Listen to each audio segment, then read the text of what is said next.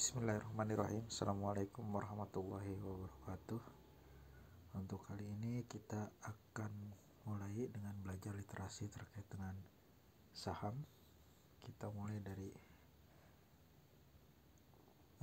dasarnya dulu terkait dengan sebelum kita beranjak ke saham, kita mulai masuk dari yang dimaksud dengan pasar keuangan. Kita cari di sini definisi dari pasar keuangan sendiri.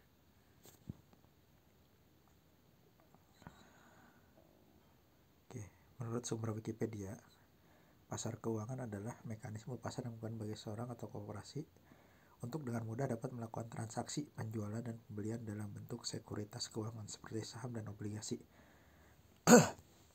Dalam sekuritas komoditas dimungkinkan dapat melakukan pembelian dan penjualan awal atas produk-produk sumber alam seperti produk pertanian dan pertambangan dan lain sebagainya. Oke, kita lihat ke bawah. Untuk saham sendiri itu berada di pasar modal. Lalu untuk tadi seperti sumber tambang dan lain-lain itu ada di pasar derivatif, dan juga ada forex, pasar valuta asing. Ya, namun demikian untuk yang akan saya bahas kali ini mungkin ada yang terkait dengan pasar modal. Oke, kita mulai masuk kembali ke pengertian pasar modal. Oke. Pasar modal. Oke, kita masuk ke sumber Wikipedia.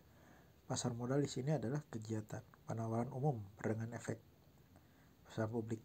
Jadi pasar modal sendiri itu adalah alternatif ya untuk kita menginvestasikan dana kita melalui sebuah institusi, baik itu pemerintah maupun institusi swasta. Untuk jenis-jenisnya sendiri mungkin dari pasar modal sendiri ada yang disebut dengan obligasi, yaitu biasanya terkait dengan surat utang atau surat berharga negara.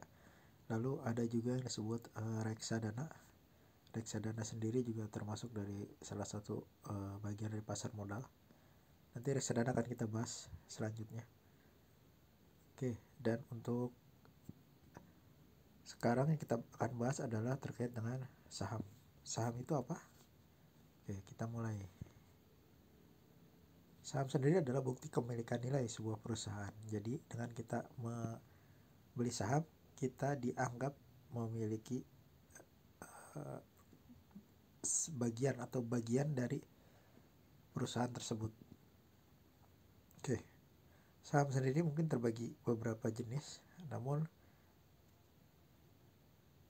yang kita akan bahas di sini adalah terkait saham yang memang sudah diperdagangkan di bursa efek. Bursa efek sendiri adalah tempat jual beli saham dengan perantara perusahaan sekuritas atau biasa kita sebut dengan broker.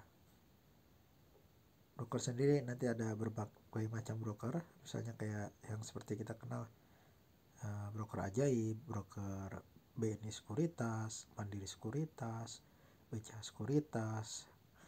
Lalu ada Stockbite yang baru-baru ini baru launching ya. Jadi broker sendiri itu macam-macam, dan pemilihan broker ya nanti kita akan bahas selanjutnya. Broker mana yang mungkin bisa paling mudah dan juga paling murah transaksinya.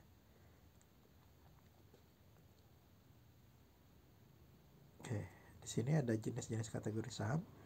Ada saham blue chip, yaitu saham yang memang dia biasanya memiliki kapitalisasi besar dengan keuangan yang baik dan reputasi yang tinggi dan selalu membayar dividen. Biasanya saham-saham blue chip ini adalah saham-saham yang memang sangat signifikan mempengaruhi pergerakan dari IHSG atau indeks harga saham gabungan secara keseluruhan.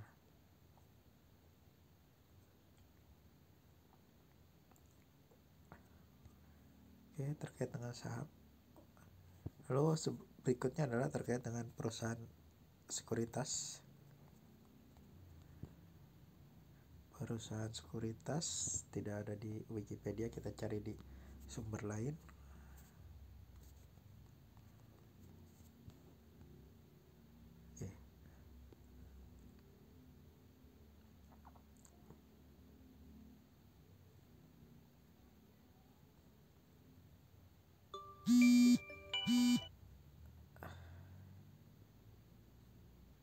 Oke, kita masuk ke sini.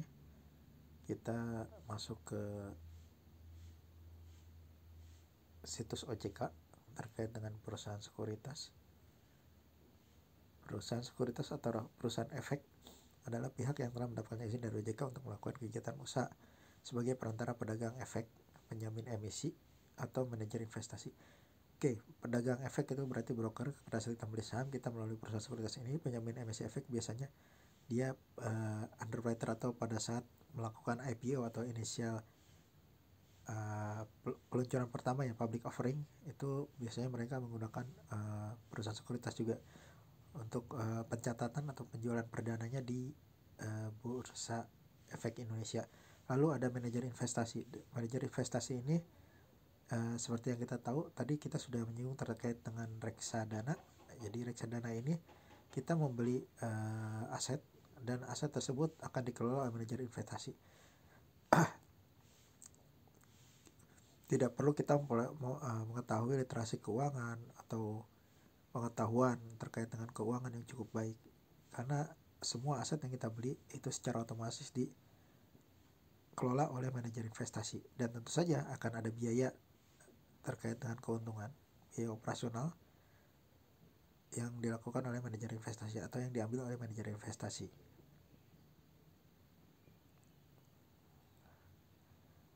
Lalu selanjutnya